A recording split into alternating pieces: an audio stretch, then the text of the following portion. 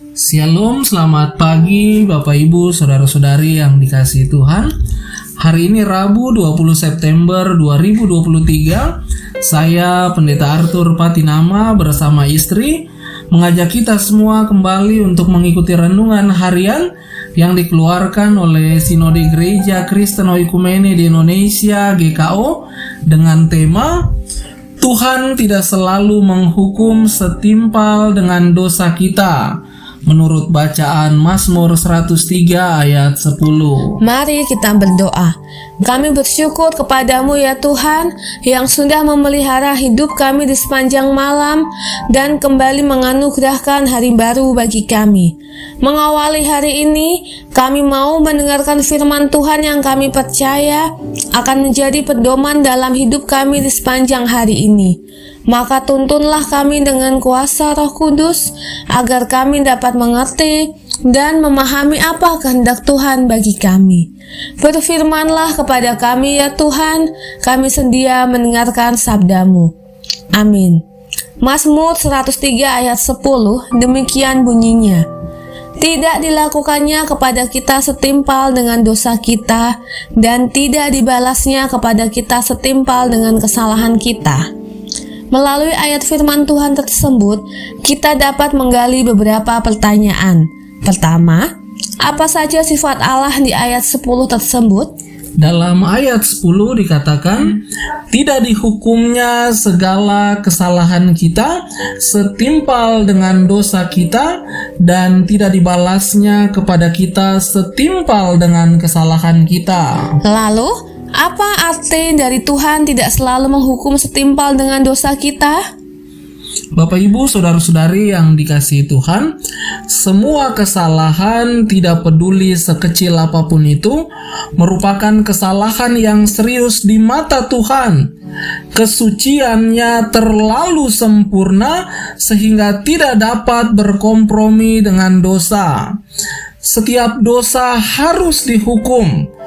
Hukuman apapun yang diambil oleh Tuhan, Dia layak dan berhak untuk melakukannya. Walaupun demikian, Dia tidak selalu memberikan hukuman yang setimpal, apalagi maksimal. Jikalau Dia selalu membalas secara setimpal, maka tidak ada satu manusia pun yang masih pantas untuk hidup.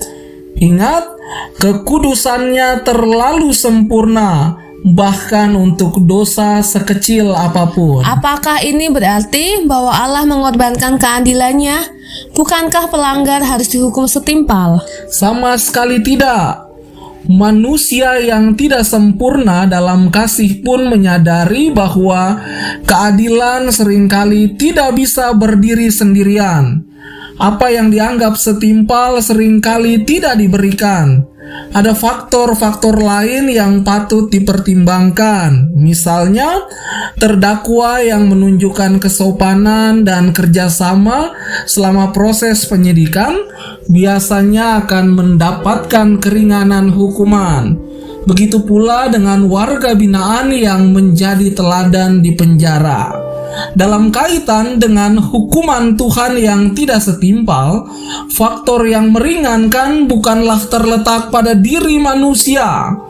Hanya kemurahan dan belas kasihan Tuhanlah yang menjadi alasan di balik keringanan hukuman itu. Allah berhak melakukan itu. Dia yang membuat hukum. Dia berada di atas hukum. Kalaupun ada yang dirugikan dalam keringanan hukuman itu, bukankah yang dirugikan adalah Allah sendiri? Jadi, jikalau Allah dalam kasih-Nya rela dirugikan, hal itu tidak bisa dianggap sebagai pelanggaran terhadap keadilan. Ini bisa disamakan dengan seorang korban yang tidak mau mengajukan tuntutan perdata pada orang lain.